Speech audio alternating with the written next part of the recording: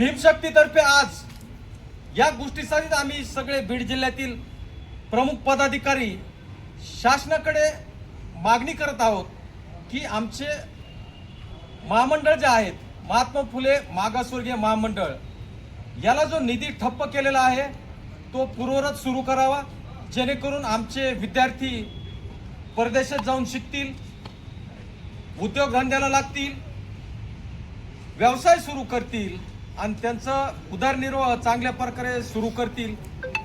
या मागणीसाठी आम्ही भीमशक्तीचे सर्व पदाधिकारी जिल्हाधिकाऱ्यांना निवेदन देऊन ते मुख्यमंत्र्यांना पाठवण्यात यावे असं आम्ही आज जिल्हाधिकाऱ्याला निवेदन देणार आहे साहेबांना।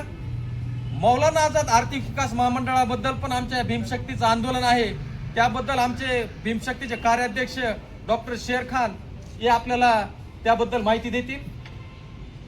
मौलाना 600 कोटी निधी होता, पण साहेबांच्या लक्षात आलं की हा 600 कोटी निधी आपल्या समाजासाठी तुटपुंजा व कमी प्रमाणात पडतो।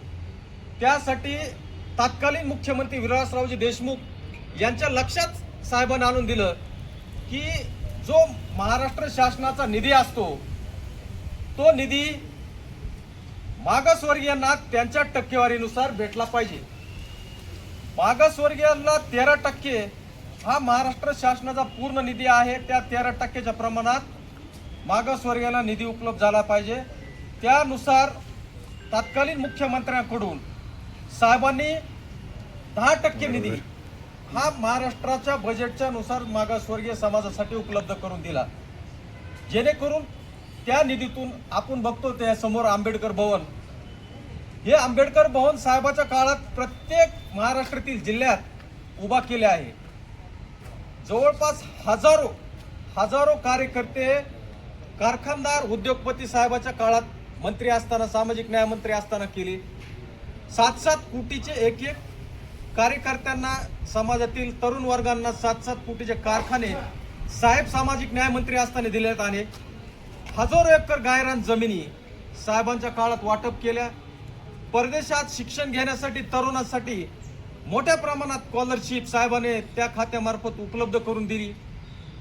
अशा अनेक योजना साहेबांनी सामाजिक न्याय मंत्री असताना राबविल्या।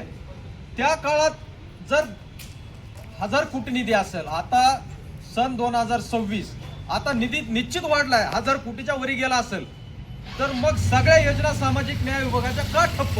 हा पैसा चाललाय कुठं? तुमच्या लाडक्या बहिणीकडे चाललाय, बाकीच्या योजनाकडे चाललाय। आम्हाला लाडक्या बहिणीला देण्याबद्दल वाद नाहीये, पण आमच्या समाजातल्या तोंडातून पैसा काढून दुसऱ्याच्या